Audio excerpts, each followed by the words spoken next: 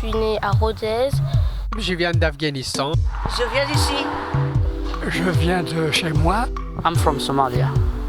Oui, je viens de Scorpio. Je viens du Pérou. Je viens de Pologne. On est tous citoyens du monde. Être né quelque part, pour celui qui est né, c'est toujours un hasard. Bonjour à toutes et à tous, bienvenue dans ce nouveau numéro de l'autre et moi, consacré à l'encyclopédie des migrants. C'est Gilles au micro. Aujourd'hui, je ne suis pas accompagné de notre très chère directrice artistique que j'embrasse très fort, Paloma, mais j'ai aussi des invités. Il y a Yann qui est là et qui va tout à l'heure introduire cette émission. Yann, tu peux me rappeler ta fonction dans l'association L'Âge de la Tortue ? Bonjour à toutes et à tous. Donc moi je suis chargé d'action culturelle pour l'Âge de la Tortue. Donc on crée des projets avec divers partenaires, notamment éducatifs, pour mettre en place des projets artistiques autour de projets portés par l'association. Très bien. Et puis Vanessa. Bonjour. Vanessa. Bonjour. Bon, on va avoir l'occasion de faire connaissance et puis parler avec toi tout à l'heure. On va commencer par un petit rappel de ce qu'est le projet de l'encyclopédie des migrants. J'imagine que tout le monde est au courant, mais au cas où il y aurait un auditeur ou une auditrice qui ne serait pas au courant, mon cher Yann, tu vas nous rappeler en quelques mots la teneur de ce beau projet. Donc l'encyclopédie des migrants, c'est un projet qui a été porté par l'association du coup de l'Âge de la Tortue et par Paloma Fernandez Sobrino, qui a elle-même participé au projet en tant qu'auteur. Donc il visait à constituer un ouvrage, une encyclopédie en 3 tomes, qui a recueilli le témoignage de personnes migrantes sur la façade atlantique européenne. Donc c'était un projet collaboratif, transdisciplinaire et multipartenarial, qui a réuni des villes allant de Brest jusqu'à Gibraltar, en passant par Lisbonne. Donc ça réunit la France, l'Espagne, le Portugal, mais aussi le Royaume-Uni. L'idée de départ, c'est de valoriser la parole sensible et les parcours migratoires de 400 personnes migrantes par le biais de l'épistolaire. Donc ça a donné lieu à 400 lettres écrites en langue première qui ont été traduites dans les langues du projet et réunies dans une encyclopédie. Donc l'encyclopédie, c'était vraiment dans une idée de détournement artistique, celle de l'encyclopédie des Lumières, qui est le lieu du savoir dit légitime. Et du coup, là, Paloma a voulu justement intégrer le savoir intime, le sensible, en le réunissant par le biais de lettres dans un ouvrage monumental qui avait toutes les caractéristiques techniques et esthétiques de l'encyclopédie de Diderot et d'Alembert. Donc parallèlement, il y a aussi eu un travail de recherche en sciences sociales notamment, qui a permis de créer plusieurs textes qui sont aussi du coup dans ce recueil de lettres, dans cette encyclopédie des migrants. Merci Yann pour toutes ces précisions. On peut quand même préciser que cette encyclopédie, elle est visible à Rennes, hein ? Oui, donc il y a 2 endroits où on peut y avoir accès à Rennes. Il y a d'une part les archives départementales d'Ille-et-Vilaine, où elle a une place dédiée dans le hall, donc on peut la consulter librement. Et il y a aussi la bibliothèque des Champs Libres, mais là du coup elle est archivée, enfin elle est dans les rayons aux archives, et du coup faut faire la demande et c'est plus compliqué. Mais il y a deux endroits à Rennes où on peut la trouver, et puis toutes les villes partenaires ont aussi un exemplaire des 3 volumes de l'encyclopédie. Merci Yann. Vanessa, bonjour, rebonjour. On va passer cette émission ensemble, si tu veux bien. Merci de ta présence. Je vais tout simplement te demander, comme première question, comment tu as connu ce projet ? Comment tu es arrivé dans ce projet ? Dis-moi tout. Alors moi, je suis arrivée dans ce projet donc avec l'encyclopédie des migrants, mais de manière un peu tardive, au moment où la lecture allait se faire à l'Hôtel Pasteur dans le cadre du marathon de lecture, où c'est pile l'anniversaire des 5 ans, parce que c'était du 4 au 5 mars 2017. Et donc j'avais, quelques semaines avant, j'étais à l'Hôtel Pasteur, j'avais pris dans le cadre de l'exposition Anima Ex Musica, et il y avait un prospectus où l'Âge de la Tortue faisait un appel à volontariat pour des lecteurs dans le cadre du marathon. Et donc j'ai participé à ce marathon de lecture en tant que tourneuse de page, pas comme lectrice, mais comme tourneuse de page. Tourneuse de page, voilà un beau métier. Et voilà, et à partir de là, en fait, il y a un fil qui s'est tiré et qui a marqué le début d'une longue histoire avec l'âge de la tortue. J'ai d'abord participé en tant que traductrice bénévole au sous-titrage du film documentaire sur l'encyclopédie des migrants. Et à partir de ce moment-là, en fait, pour moi, ça a été une vraie rencontre avec Paloma, d'une part, et avec les activités donc, du laboratoire Préfixe, qui est un laboratoire de sociolinguistique qui a accompagné le projet, comme tu le signalais, Yann. Et donc, à partir de là, j'ai aussi participé à des lectures publiques, à 2 spectacles au tombé de la nuit, donc avec le spectacle Fusée de détresse, qui s'est produit à la fois en été et dans les tombées de nuit hiver au Champ Libre. Et puis, je me suis engagée dans le CA de l'association. J'ai été sollicitée pour écrire un article dans l'ouvrage Regard croisé sur un objet artistique, l'encyclopédie des migrants, où j'ai écrit un article sur les langues d'écriture de l'intime et les représentations sur les langues dans les lettres de l'encyclopédie. Voilà. Et désormais, je suis aussi à la coordination scientifique d'un nouveau projet de l'âge de la tortue qui est résidence secondaire en Europe. D'accord, donc on parlera peut-être tout à l'heure dans la deuxième partie de ce projet.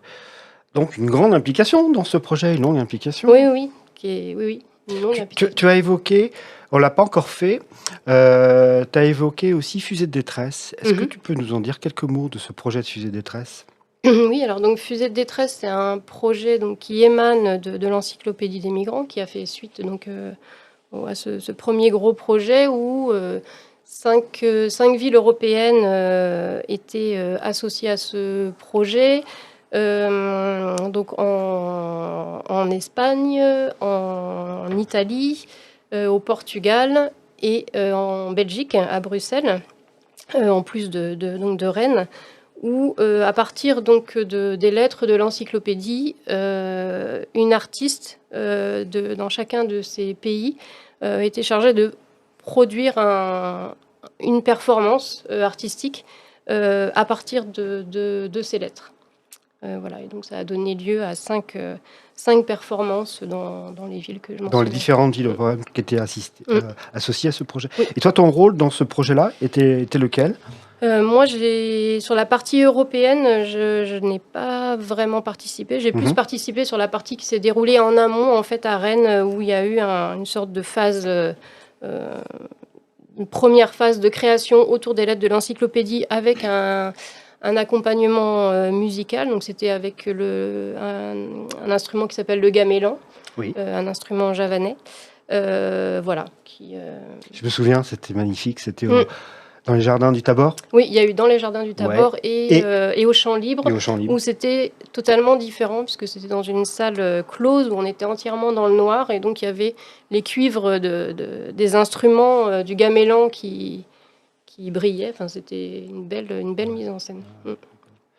Mais ma question serait, comment, qu'est-ce qui t'a poussé, qu'est-ce qui t'a amené, qu'est-ce qui t'a donné envie à t'impliquer dans un tel projet, d'avoir un tel parcours ? Alors au début, tu vois cette annonce, cette invitation, mais ça correspond à quoi ? Je ne veux pas rentrer trop dans des questions intimes, mais qu'est-ce qui t'a motivé dans cette histoire ? Je sais pas encore vraiment. En fait, ça s'est construit de fil en aiguille. C'était une période où moi j'étais en questionnement sur mon parcours professionnel. Donc il se trouve que je marquais une pause au moment où le marathon de lecture démarre. Et j'ai découvert donc les activités du laboratoire Préfixe, qui était un laboratoire de sociolinguistique qui finalement faisait fortement écho à mes questionnements, puisque j'étais d'abord traductrice et ensuite je me suis intéressée au milieu de la santé dans le cadre d'un autre parcours professionnel.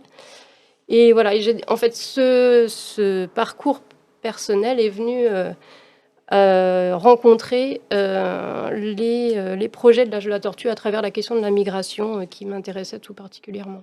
D'accord. Parce que je m'intéresse aux questions des langues en contexte de migration, notamment aux langues créatrices d'inégalités sociales et de santé, etc. D'accord. Est-ce que ton implication, notamment, il y a plusieurs, j'ai bien compris, il y a plusieurs implications de ta part, à la fois du côté de, je dirais un peu du comité, un peu scientifique, etc., et aussi en tant que lectrice. Tu as été lectrice à plusieurs reprises. Mhm. Est-ce que cette expérience lectrice, est-ce que ça t'a apporté quelque chose? Est-ce que ça a changé quelque chose dans ce regard sur la migration? Je ne sais pas, peut-être, hein, c'est une question. Est-ce que ça a changé quelque chose? Enfin, je sais pas si c'est, enfin, si le fait d'être lectrice en fait a nécessité une plongée dans les lettres de l'encyclopédie. Et j'ai été particulièrement intéressée par tous ces parcours de vie qui sont racontés dans chacune des lettres,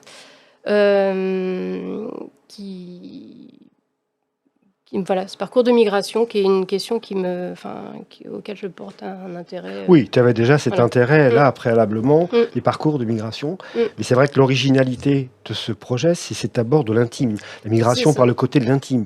Là, on Oui. n'est pas dans un registre politique Non, ou revendicatif, mais ce qui est aussi tout à fait intéressant. Mais là, on est vraiment le choix de Paloma.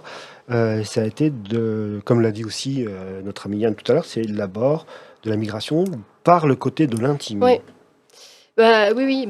Alors, ce qu'on évoquera tout à l'heure, la lettre que j'ai choisie pour cette émission, c'est vrai que sur cette question de l'intime dans l'espace public, effectivement, le nœud des projets qui sont créés à l'âge de la tortue, ce qui m'a particulièrement... la lettre que je choisis, par exemple, pour moi, la question de l'intime dans l'espace public, c'est vraiment quelque chose une forme de résonance aussi dans l'intimité de chacun. Et la lecture, je pense que les lecteurs, lorsqu'ils parcourent les lettres de l'encyclopédie, il y a une manière finalement de trouver un lien qui rejoint aussi une forme d'intime, qui fait écho à un intime plus personnel. Finalement, on va être plus affecté par l'une ou l'autre lettre en fonction de ce qu'elle raconte. Et donc c'est ce va-et-vient entre l'espace public et intime. Donc ce que tu veux dire, c'est que la lecture de certaines lettres peut entraîner une certaine résonance en soi, dans son intimité, dans son être intérieur, appelons, qui fait écho à ce que la lettre évoque. Oui. D'accord. Oui, tout à fait. Ça fait souvent que j'ai entendu Paloma évoquer cet intime dans l'espace public. C'est ça que tu veux dire, c'est-à-dire ce parcours entre soi et l'espace extérieur, l'espace public, c'est ça? Oui. D'accord. Bien. Écoute, on va pas tarder à faire notre première pause musicale. Qu'est-ce que tu as choisi comme morceau? Alors j'ai choisi un morceau qui s'appelle Lève, Lève, qui est chanté par Bevinda, une chanteuse franco-portugaise. Le texte de la chanson, c'est un texte qui est tiré d'un recueil de poèmes de Alberto Caeiro, qui est un des hétéronymes de Fernando Pessoa, poète portugais. Et donc ce recueil s'appelle O Guardador de Rebanho, c'est le gardeur de troupeaux. Le gardeur? Le gardeur. Alors c'est la manière dont le titre a été traduit en français. Moi, gardeur de troupeau. Moi je dirais très bien. Voilà, c'est le gardien de troupeau, mais Oui, il a été traduit sous la forme de gardeur de troupeau. On va garder ce mot-là. Et donc Alberto Caeiro écrit des textes très bucoliques sur il est en recherche de la vraie vie, de l'être au monde. Et à travers le regard du berger, en fait, il va décrire le monde qui l'entoure. Et donc là, le texte de la chanson dit, il y a cinq vers, en fait, c'est léger, léger, très léger, un vent très léger passe et s'en va, toujours léger. Je ne sais, moi, ce que je pense, ni ne cherche à le savoir. Et donc, voilà, c'est les propos du berger. Donc, on va écouter le morceau, et puis juste après l'écoute du morceau, tu nous liras la lettre que tu as choisie.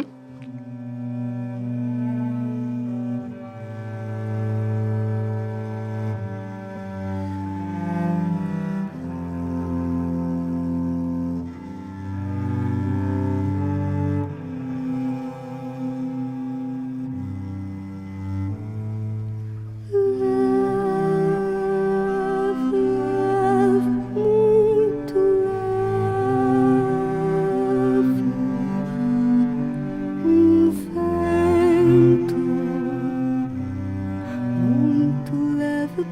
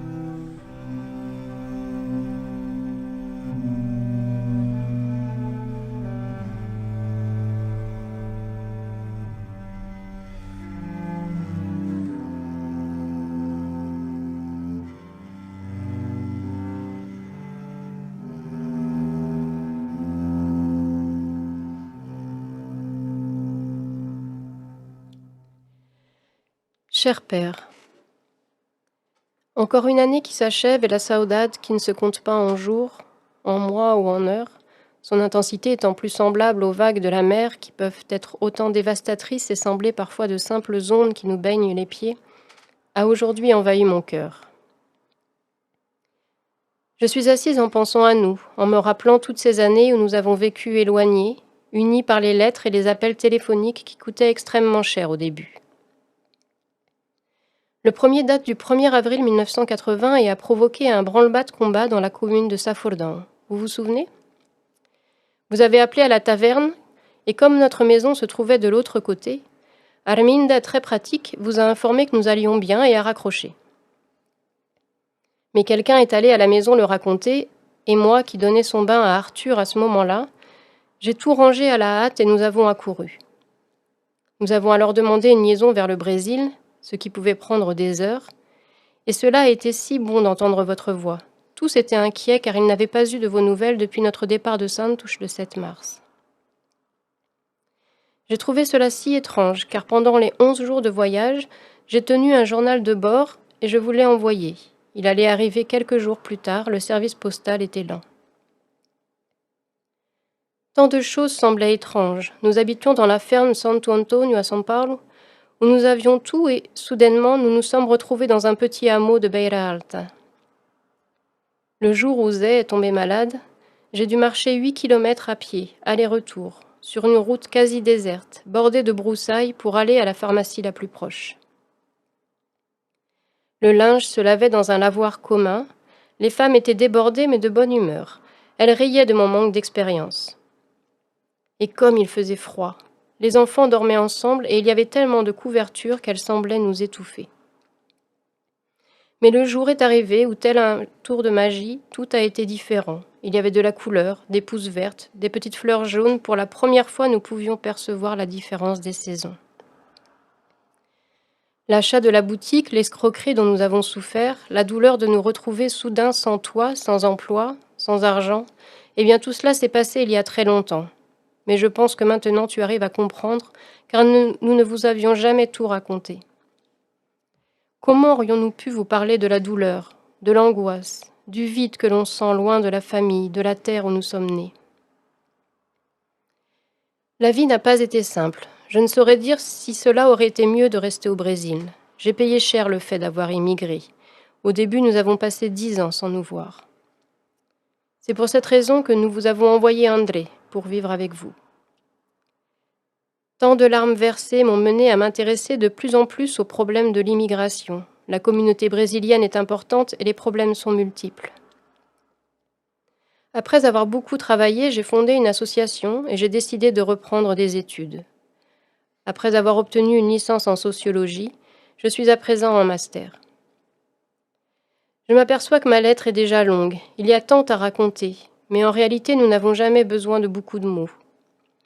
Un jour, en parlant de ma naissance, à laquelle vous avez assisté, vous m'avez dit « Dès le départ, cela a été spécial. » Et lorsque nous nous sommes dit au revoir en 2010 et que je vous ai dit combien je vous aimais, votre réponse a été « Inutile de le dire, je le savais. » Aujourd'hui, j'écris une lettre que je ne vais pas envoyer, mais qui s'ajoutera à l'histoire de nos vies, réparties sur 2 pays, réparties entre le terre et le ciel. Votre fille qui vous aime, Rosilda. Merci pour cette magnifique lecture. Pourquoi tu as choisi cette lettre en particulier ? Alors, en fait, on parlait tout à l'heure de la question de l'intime qui entre en résonance. C'est vrai que du fait de ma participation d'abord en tant que lectrice, comme je le disais, j'ai fait beaucoup de plongées dans l'encyclopédie de manière aléatoire et puis par intérêt personnel, j'ai j'ai parcouru plus finement les 100 lettres des personnes qui ont migré vers le Portugal. Et donc, je suis tombée donc, sur celle de Rosilda Portes, qui est une Brésilienne qui est aujourd'hui à Porto. Donc le village, le hameau qu'elle évoque, donc Safordão, il se trouve que c'est un hameau qui se situe à une centaine de mètres de celui dans lequel est né et a vécu mon compagnon actuel. Et donc c'était pour moi assez improbable de tomber sur ce nom, qui est un hameau, en fait, je regardais tout à l'heure, il y avait 108 habitants en 2011, il y en avait 193 en 1980 quand Rosilda y arrive, donc c'est vraiment un tout petit hameau, dans des montagnes qui sont situées à l'est du Portugal, en face de Salamanque, à peu près, en Espagne. Et donc c'est un paysage de moyenne montagne, à 800 mètres à peu près d'altitude. Et donc voilà. Et donc ce hameau, en fait, quand Rosilda arrive dans les années 80, moi, ma belle famille faisait le trajet inverse, en fait, vers la France, à la fin des années 60, comme beaucoup de Portugais à cette époque-là, qui fuyaient la dictature de Salazar, qui fuyaient des conditions de vie difficiles, surtout dans ces régions montagneuses qui sont arides, et donc où la vie était vraiment assez rude. Et eux, ils reviendront s'y installer à la fin des années 80. Donc voilà, ce croisement de parcours faisait très fort écho pour moi. Et donc quand je lis cette lettre, donc moi j'y passe en fait depuis une vingtaine d'années, j'y passe une bonne partie de mes étés. Et lorsqu'elle évoque les lieux, le centre-bourg du hameau, quand elle reçoit cet appel téléphonique, ou lorsqu'elle parle de la montagne au sortir, du paysage de la montagne au sortir de l'hiver, lorsque les genêts en fait donc se parent de fleurs jaunes, lorsqu'elle évoque cette route déserte, en fait moi ça me transporte en fait dans ce lieu que je perçois très très précisément, quoi. Et puis il y a aussi cette dimension de l'exil, de la solitude, de l'angoisse de l'arrivée, du déracinement quand on arrive dans un pays nouveau, dans le froid de l'hiver, qui fait également pour très fort écho au récit intime que j'ai pu entendre dans ma belle famille lorsqu'ils sont arrivés dans la grisaille de la région parisienne, également en plein hiver. Donc voilà, ce qui me... C'est vraiment une illustration de ce que l'on évoquait tout à l'heure, entre finalement l'espace public où il y a une lecture face à un public, et en même temps, en quoi cette lettre, elle résonne en toi. Et là, c'est vraiment une très belle illustration. Oui, bah oui. Merci d'avoir choisi cette lettre. J'avais aussi une remarque, je ne sais pas si on en a déjà parlé dans les émissions précédentes, mais sur la manière de lire les lettres. Parce que, étant lecteur, je sais que Paloma, elle nous transmet une certaine manière de lire cette lettre. Est-ce que tu peux nous expliquer ce qu'elle nous transmet, Paloma, dans cette forme de lecture? Dans cette forme de lecture, l'idée, c'est d'adopter un ton le plus neutre possible, sans qu'il soit absent d'intonation ou de variation dans la lecture, mais de ne pas... ce sont les lettres d'autres personnes, et donc de ne pas prêter une émotion dans la lecture, puisque ces lettres ne nous appartiennent pas, on est juste des passeurs en fait de ces récits, et donc d'adopter la neutralité autant que possible. La neutralité qui n'est pas une froideur. Voilà, qui n'est pas une froideur, qui n'est pas un ton monocorde, mais qui ne va pas transmettre une charge émotionnelle qui ne nous appartient pas. D'accord. J'aime bien ce mot de passeur. Mm-hmm. Se sentir passeur des mots des autres, sans être... en laissant aussi à celle ou à celui qui écoute l'idée de s'approprier. Ce que je trouve intéressant aussi, c'est, tu ne l'as pas fait, mais probablement que tu aurais pu le faire, c'est quand la lecture se fait dans la langue maternelle, et même quand on écoute une langue qu'on ne connaît pas, c'est pas gênant finalement, puisque la lectrice ou le lecteur nous emmène dans cet univers. Oui, tout à fait, effectivement. Le fait d'écouter, donc ça a été le cas notamment dans beaucoup dans Fusée de détresse. Oui. Et le fait d'écouter ces lettres dans d'autres langues, ça convoque un autre imaginaire sans comprendre effectivement nécessairement le contenu du récit. Par ce que va transmettre la voix, on est transporté vers quelque chose. Et ensuite, on peut aller lire la lettre en français, si c'est le français qu'on comprend, pour accéder au récit, à proprement parler. J'ai envie d'inviter les auditrices et les auditeurs à aller sur le site de l'âge de la tortue, parce que je crois que c'est pas que je crois, je sais qu'il y a un documentaire qui a été fait sur ce très beau projet des feux de détresse et qui est visible en ligne, me semble-t-il, sur le site de l'âge de la tortue. Je me tourne vers notre attaché culturel. Oui, c'est toujours en ligne. Ça doit l'être, ouais. Oui, ça doit l'être. Non, je n'ai pas vérifié dernièrement. Non, mais moi non plus, j'ai pas vérifié, mais c'est vraiment un très joli documentaire, parce que c'est vraiment, ça reprend l'ensemble des expériences qui ont été menées dans chaque ville européenne, et avec chacun une tonalité particulière, une particularité. Donc, ou si c'est pas sur l'âge, mais si, c'est sûrement dans le site. Allons. Après, on a plusieurs sites à chaque fois pour chaque projet aussi. C'est vrai qu'on a un site pour l'encyclopédie des migrants, un site pour résidence secondaire. Donc, à voir comment. Très bien. Oui, Vanessa. Oui, d'ailleurs, je me permets d'ajouter que tout à l'heure, on évoquait les villes dans lesquelles se sont produits des performances pour Fusée de détresse, et on a oublié de mentionner Istanbul, qui est également l'autre ville qui a participé au projet. Ça y est, la rectification est faite. Voilà. Merci. Peut-être avant de terminer, parce que je vois que le temps passe, je voudrais revenir rapidement sur ton parcours, parce que tu disais tout à l'heure que dans la première partie, qu'au moment où tu as rencontré l'encyclopédie des migrants, tu étais un petit peu en questionnement par rapport à ton parcours professionnel. Visiblement, si je comprends bien, cette rencontre avec l'encyclopédie a déclenché pas mal de choses dans ton propre itinéraire professionnel. Oui, tout à fait. Oui, ça a déclenché quelque chose, je pense, qui était présent, un intérêt qui était présent depuis longtemps pour moi. Quand j'ai démarré mes études de traduction il y a assez longtemps, j'avais en tête plutôt le fait de faire de la traduction au service, en tant qu'interprète, au service des personnes qui arrivaient en France. Ça n'a pas été le cas. Mon parcours professionnel s'est construit autrement. Et voilà. Et donc là, c'est une manière de renouer un peu avec ce qui m'a amené au départ à ce métier-là. Bien. Alors, on va bientôt arriver au terme de cette émission.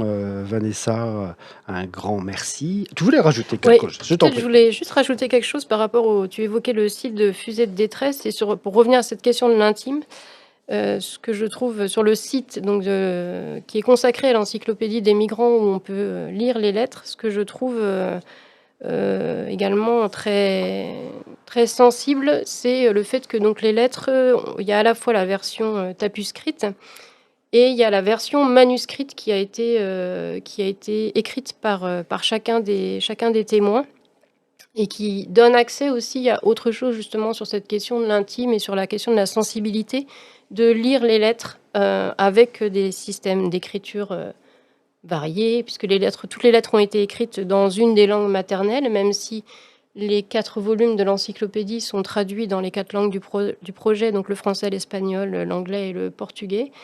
Chacune des lettres est écrite dans la langue, une des langues du témoin, la langue dans laquelle il a choisi d'écrire, et donc on peut sur le site internet voir la version manuscrite de ces lettres, qui apporte une autre dimension aussi sur cette question de l'intime et de la sensibilité. Très bien. Alors, avant de conclure, une petite annonce pour nos auditrices et nos auditeurs, c'est que l'âge de la tortue, l'association qui est à l'origine de tous ces magnifiques projets, organise le 23 mars un vernissage au conservatoire, le 23 mars à partir de 18h30. Donc c'est un vernissage dans la suite du projet de résidence secondaire.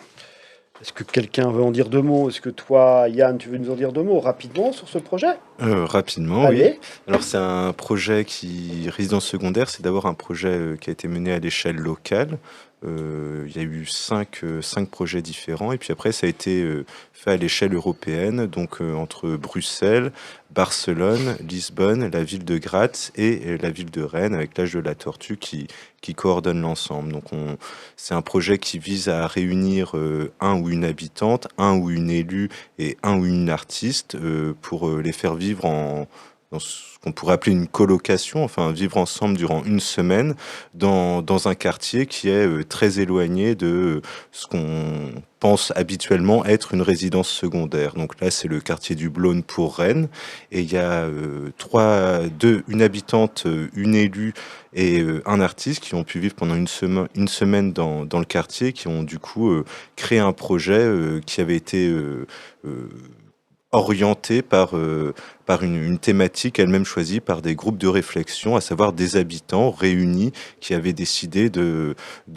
discuter de leur quartier, discuter de leur quotidien, et qui du coup, suite à ces discussions, avaient fait émerger une thématique qui devait ensuite être donnée à ce trio afin de produire une œuvre qui serait diffusée dans l'espace public.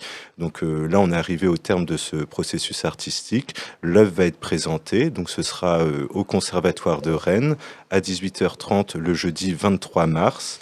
Et du coup, on encourage tout le monde à venir voir justement cette restitution qui va rester durant quelques mois dans le quartier du Blône à Rennes. Eh ben, c'est magnifique. Voilà. Vanessa, avant de conclure, on a encore un morceau de musique. Qu'est-ce que tu as choisi pour ce deuxième morceau? Alors pour ce deuxième morceau, j'ai choisi quelque chose de complètement différent. On a une chanson d'un groupe de pop commercial espagnol des années 60. Le titre de la chanson est Resistiré, je résisterai, donc par le duo Dinamico. Et donc voilà, une chanson un peu ringarde, mais moi qui me donne de l'énergie. D'accord.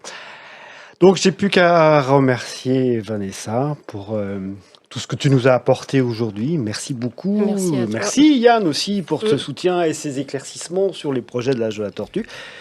Je vous dis à bientôt dans le cadre d'une nouvelle émission de L'autre et moi. À bientôt.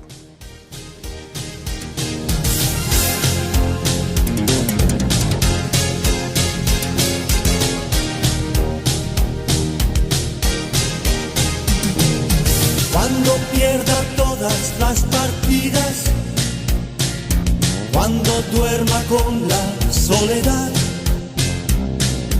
cuando se me cierren las salidas y la noche no me deje en paz, cuando sienta miedo del silencio, cuando cueste mantenerse en pie, cuando se revelen los recuerdos y me pongan contra la pared, resistiré erguido frente a todo, me volveré de hierro para endurecer la piel, y aunque los vientos de la vida soplen fuerte, soy como el junco que se dobla, pero siempre sigue en pie. Resistiré para seguir viviendo, soportaré los golpes y jamás me rendiré. Y aunque los sueños se me rompan en pedazos, resistiré, resistiré.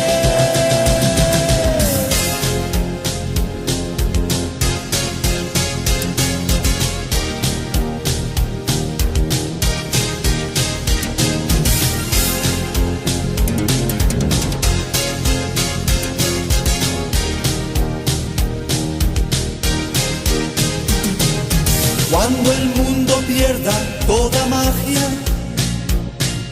cuando mi enemigo sea yo,